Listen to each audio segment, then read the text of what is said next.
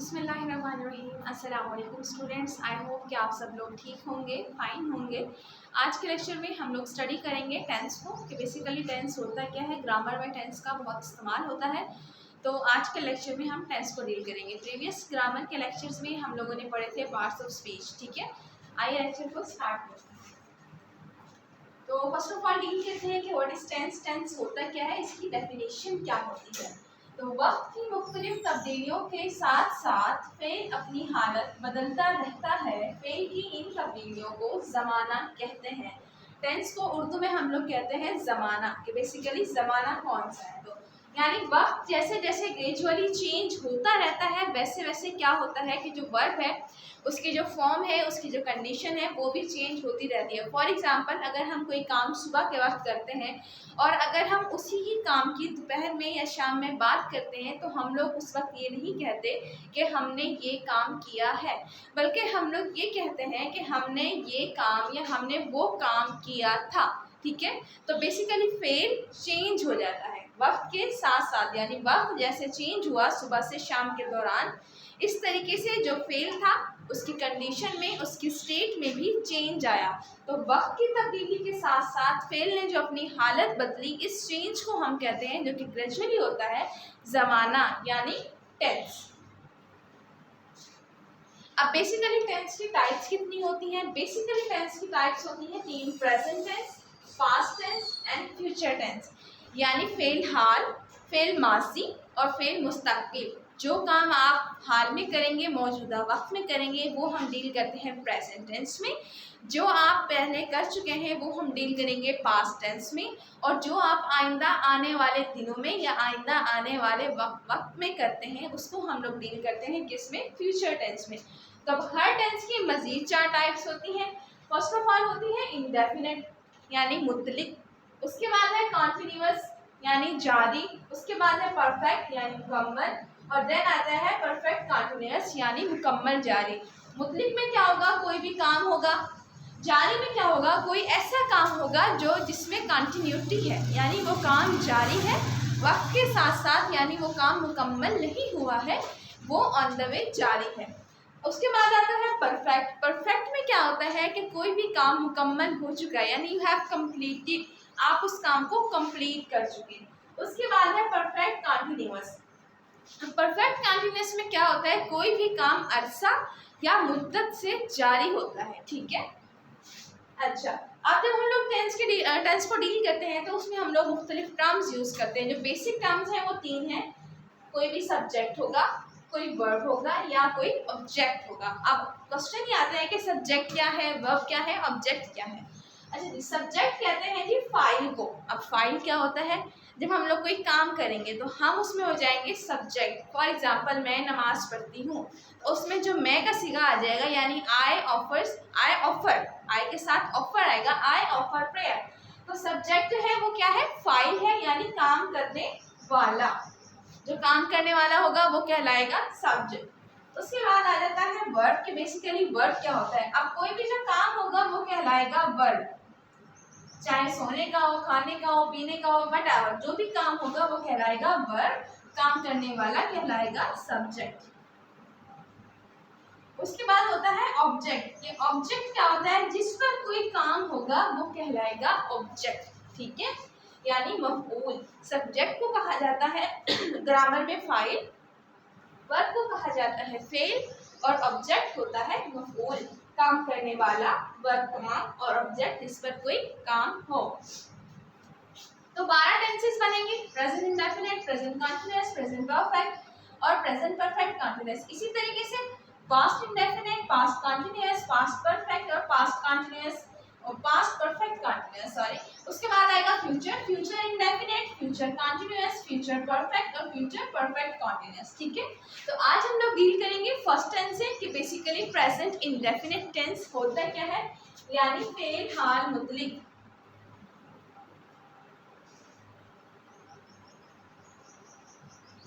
यदि फेल हाल मुतलिक क्या होता है, 12 टेंसेस हैं, जिसमें से आज हम लोग फर्स्ट वन को डील करेंगे। अच्छा जी, किसी काम का करना, होना या सहना मौजूदा जमाने में पाया जाए फेल हाल मुतलक कहलाता है। कोई भी काम है अगर वो प्रेजेंट टेंस में हो रहा है, आपके मौजूदा ज़माने में आप लोग कोई काम करेंगे तो वो आप लोग डील करेंगे किसमें, प्रेजेंट इंडेफिनिट में।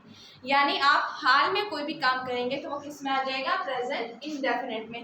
अब हमने अगर उसकी ग्रामर में कोई हमारे पास फिक्रा आता है तो हम उसकी पहचान कैसे करेंगे कि आया फेल हाल मुतलक का है, फेल माजी मुतलक का है या फेल मुस्तकबिल मुतलक का है। तो हर किसी की अपनी अपनी अलग से पहचान है।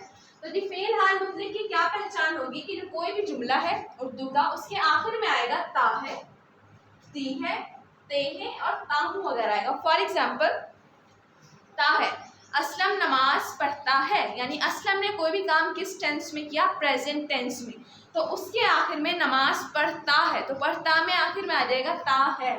अगर हम यहाँ लगाते हैं ती है, तो अगर कोई भी सेंटेंस हो, फॉर एग्जांपल आयशा नमाज पढ़ती है, तो लड़की है उसके साथ आ जाएगा ती है। हम सब नमाज पढ़ते हैं में आ जाएगा ते है।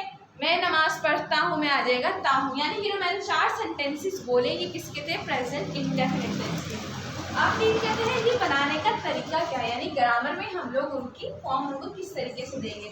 सबसे पहले हम लोग लगाएंगे ऑब्जेक्ट, ये जो सेंटेंस में ऑब्जेक्ट है हम वो लिखेंगे। उसके बाद हम लोग लगाते हैं वर्ब, यानी वो बेसिकली काम क्या कर रहा है। वर्ब की 3 फॉर्म्स होती है, first form, second form, third form, लेकिन हम प्रेजेंट टेंस में यानी मौजूदा ज़माने में हम लोग यूज करते हैं फर्स्ट फॉर्म ऑफ वर्ब। उसके बाद हम लोग लगाएंगे ऑब्जेक्ट, यानी जिस पर कोई भी काम होगा। अच्छा जी, अगर सब्जेक्ट होगा सिंगुलर यानी ही, शी, इट वगैरह, फॉर एग्जाम्पल ही, शी या इट, तो हम उसमें क्या करेंगे कि सब्जेक्ट ही, शी, इट हो सकता है प्लस वर्ब हम लगाएंगे, लेकिन हम उसके साथ इजाफा करेंगे एस या ईएस का अगर वो सिंगुलर होगा, प्लस ऑब्जेक्ट। ठीक है, अगर वो कोई भी प्लूरल हो सकता है, फॉर एग्जाम्पल दे, वी, तब हम एस या एस का इजाफा नहीं करेंगे, बट बसूरत देकर ही, शी और इट के फॉर्म में हम लोग एस या एस का इजाफा करेंगे। अब हम लोग देखते हैं इनके एग्जाम्पल। फर्स्ट ऑफ ऑल हम लोग देखते हैं सिंपल सेंटेंस को कि बेसिकली प्रेजेंट इंडेफिनिट टेंस में जो सिंपल टेंस है उसकी क्या स्ट्रक्चर है, उसकी क्या फॉर्म। फॉर एग्जाम्पल आयशा गाना गाती है। अब आयशा किस मतलब टेंस में काम कर रही है, प्रेजेंट टेंस में काम कर रही है। वो क्या काम कर रही है कि वो गाना गाती है। अब सबसे पहले हमें पता है कि हमने सब्जेक्ट तलाश करना है, वो है काम करने वाला। अब इस सेंटेंस में काम कौन कर रहा है, इस सेंटेंस में जो काम हो रहा है आयशा से, आयशा काम कर रही है, तो सबसे पहले हमने लिख दिया आयशा। उसके बाद हम देखेंगे कि जी क्या आएगा इसमें, वर्ब, लेकिन वर्ब की क्या आएगी, फर्स्ट फॉर्म। अब जी वो काम क्या कर रही है कि वो गाना गाती है। गाना गाने की इंग्लिश होती है सिंगिंग, या मतलब गाना गा रही है तो सिंगिंग, लेकिन गाना गाना होता है सिंग। तो यानी वो फर्स्ट फॉर्म है वर्ब की, तो हम यहाँ पे लगाएंगे सिंग। लेकिन मैंने आपसे कहा था कि अगर होगा सिंगुलर, सब्जेक्ट होगा वो हमारे पास होगा सिंगुलर, तो हम लोग ऐड करेंगे एस या ई एस को। तो हम लोग यहाँ पे सिंग्स के सिंग को सिंग्स बना देंगे, यानी हम लोग एस का एडिशन कर देंगे। अब काम किस पर हो रहा है, गाने पर हो रहा है, तो वो हमारे पास क्या आ जाएगा, सॉन्ग, यानी subject plus verb plus object, ये हो जाएगा सिंपल सेंटेंस। उसके बाद है जी नेगेटिव सेंटेंस के। नेगेटिव सेंटेंस यानी मनफी जुमला, ये होता है सादा जुमला। अब इसकी हमारे पास स्ट्रक्चर किस तरीके से होगा, सब्जेक्ट यानी हम नॉट का एडिशन करेंगे, डू या डज लगाएंगे हम लोग। ठीक है, नॉट को हम लोग अकेले नहीं लगाएंगे, हम यहाँ पे साथ में हेल्पिंग वर्ब लगाएंगे, डू या डज की फॉर्म। ठीक है, अगर होगा प्लूरल तो हम लोग लगाएंगे डू, यानी जमा के सिगे के लिए हम लोग यूज करेंगे डू को, और अगर होगा सिगा वाहिद तो हम लोग यूज करेंगे डज। ठीक है, और हम लोग एडिशन करेंगे वर्ब की, और हम फॉर्म लगाएंगे फर्स्ट फॉर्म, और उसके बाद एडिशन होगी ऑब्जेक्ट की। फॉर एग्जाम्पल आयशा गाना नहीं गाती है। अब सबसे पहले हम सब्जेक्ट लिखेंगे, काम कौन कर रहा है, आयशा, आयशा आ गया जी। उसके बाद है डू डज नॉट, यानी डू लगाना है या डज लगाना है। आयशा जो है वो सिंगुलर है, तो सिंगुलर के साथ मैंने आपको बताया था कि एस या ई एस का इजाफा होगा, तो यहाँ पे ई एस का इजाफा हो जाएगा किसकी फॉर्म में, डज की फॉर्म में। तो आयशा के साथ आएगा डज, आयशा डज नॉट यानी नहीं का, आयशा डज नॉट, आयशा नहीं। अब हमने जब यहाँ पे पहले सिंग्स था, लेकिन अब हमने यहाँ पे डू के साथ ईएस का एडिशन कर दिया है, हेल्पिंग वर्ब डज आ गया, तो हम लोग दोबारा से एस या ईएस का इजाफा नहीं करेंगे। इसलिए जो पहले सिंग्स था जब वो नेगेटिव बनेगा तो वो हमारे पास हो जाएगा सिंग, ठीक है। आयशा डज नॉट सिंग और ऑब्जेक्ट आ जाएगा song. Ayesha does not sing a song, ये था जी सिंगुलर के लिए। अगर हमारे पास सब्जेक्ट जो है वो क्या है, प्लूरल है। फॉर एग्जाम्पल हम क्या है, जमा का सिका है, हम गाना नहीं गाते हैं। अब इसका जुमला कैसे बनाएंगे, हम के इंग्लिश यानी सब्जेक्ट हो जाएगा वी। अब जमा है तो हम लोग एस या एस का इजाफा नहीं करेंगे, यानी हेल्पिंग वर्ब को हम लोग एज इट इज यूज करेंगे, यानी वी डू नॉट का एडिशन करेंगे। फॉर्म ऑफ वर्ब क्या है हमारे पास, फर्स्ट आएगी, गाना गाने की इंग्लिश होती है सिंग, और उसके बाद हम लोग एडिशन कर देंगे आज सॉन्ग का, यानी we do not sing a song, हम गाना नहीं गाते हैं। नेगेटिव सेंटेंस डू नॉट या डज नॉट का एडिशन होगा। सिंपल सेंटेंस में क्या होगा, अगर सिंगुलर है तो एस या एस का एडिशन होगा, अदरवाइज नॉट, ठीक है। उसके बाद है इंटेरोगेटिव यानी सवालिया जुमला। अब सवालिया जुमले में क्या होगा, हम कोई भी क्वेश्चन पूछेंगे, ठीक है।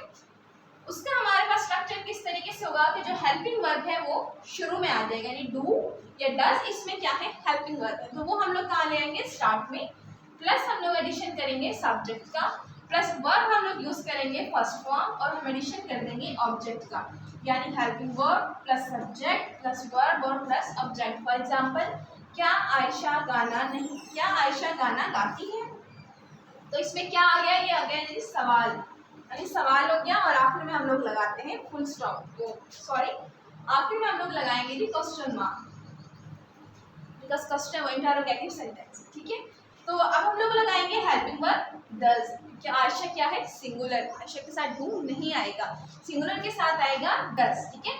डज आयशा सब्जेक्ट, उसके बाद है वर्ब की full form does Ayesha sing, उसके बाद है ऑब्जेक्ट आ सॉन्ग, और आखिर में क्वेश्चन मार्क।